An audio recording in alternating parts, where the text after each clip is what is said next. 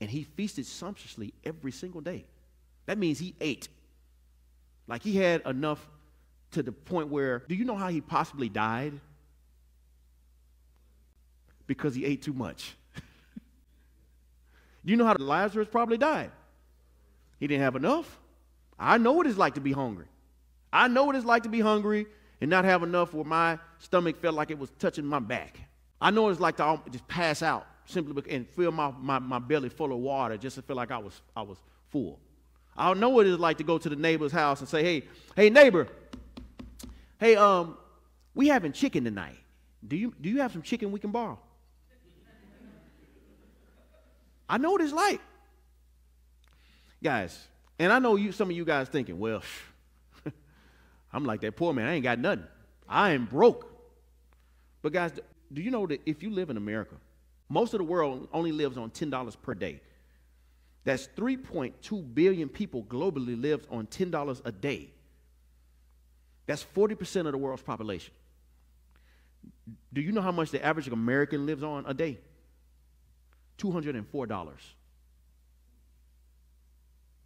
So when the Bible is talking about rich people, it's talking about you. When the Bible is talking about a religious people, it's talking about you and me. So don't think simply because you live in America, you don't have a six-figure income. It's talking about you. Do you know what I think has happened to the church in America? It is too rich for Jesus. And it's too religious. Let me tell you what I mean. When my wife and I, we moved to Bryant, Arkansas. And we felt like we really didn't need God anymore. You know what happened to my time alone with God?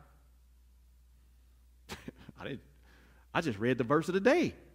Do you know what happened to my evangelism? I didn't tell anybody about Jesus. You know why? I had them already. You need to get yours. I got mine.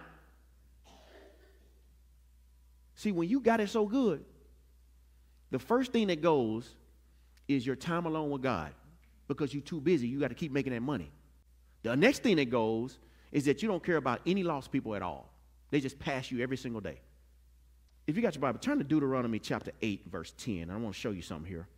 Deuteronomy chapter 8, verse 10.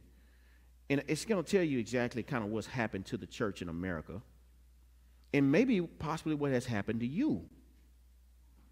It says, and you shall eat and be full, and you shall bless the Lord your God for the good of the land he has given you. Take care, lest you forget the Lord your God by not keeping his commandments and his rules and statutes, which I command you today. Lest when you have eaten and are full, and have built good houses and lived in them, and when your herds and flocks multiply, and your silver and gold multiplies, and all you have multiplies, then your heart will be lifted up, and you forget about the Lord your God, who have brought you out of the land of Egypt and out of the house of slavery, who led you through the great and terrifying wilderness, through the fiery serpents and scorpions and thirsty ground, where there is no water, who brought you water out of the flinty rock, who fed you in the wilderness with the manna that your fathers did not know, that he might humble you and test you to do you good in the end. Beware,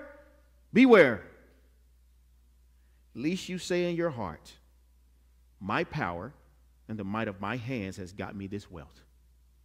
You shall remember the Lord your God, for it is he who has given you the power to get wealth, that he may confirm his covenant he swore to your fathers to this day. If you forget the Lord your God and go after gods, lowercase g, and serve them and worship them, I solemnly warn you today that you will surely perish. Like the nations that the Lord has made to perish before you, you shall perish because you did not obey the voice of the Lord your God. Something about being full, having all you need, and living in America, it is very hard to be a Christian. As a matter of fact, most people in Oklahoma are Christians.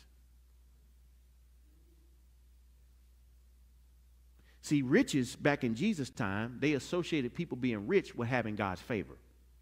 If you were poor, that they automatically thought that you were cursed by God, so they didn't even reach out to people that were poor or had like disabilities or blind or some type of ailment. They just automatically think they were cursed.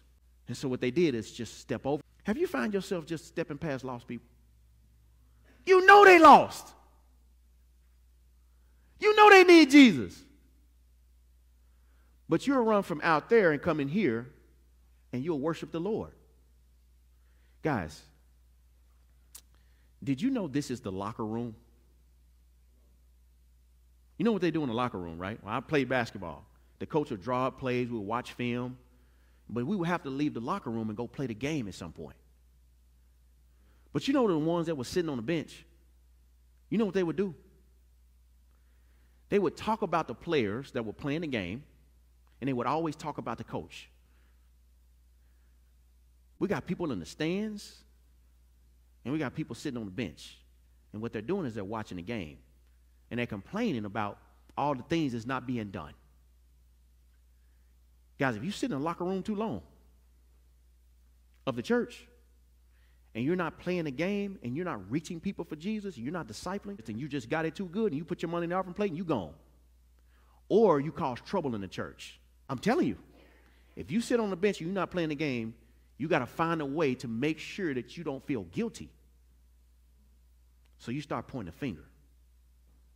It happens in a bunch of churches.